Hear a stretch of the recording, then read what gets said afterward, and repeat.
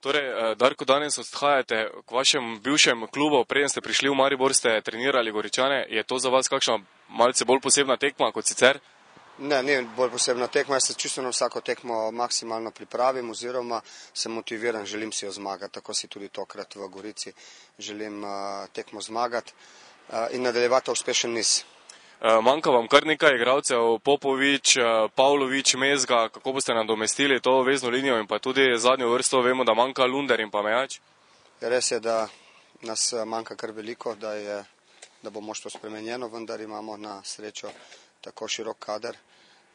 Prepričan sem, da bojo fante, kateri bojo danes nastopali, opravičili zaupanje, trdo delajo in verjetno si tako kot jaz tudi oni želijo, da bi vsi skupaj zmagali.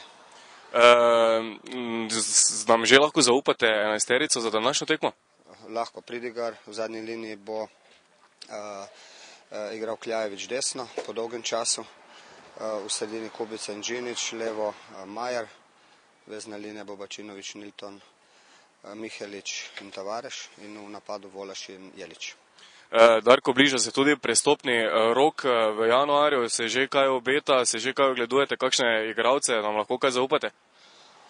Od samega začetka sezone si že razmišljamo o tem, kaj bo zdaj v naslednjem prehodnem roku pa poleti, vendar nič konkretnega. Pomeni, gledamo, razmišljamo o tem, športni direktor, to je njegova naloga je ta, da to opravi in do sedaj je to opravil zelo dobro, prepričan sem, da bo tudi v bodoče. Kaj se bo pa zgodilo, pa je vse še odprto, ker je prehodni rok tak nepredvidljiv, se pojavlja veliko kombinacij, včasih se kaj zgodi, včasih pa ne.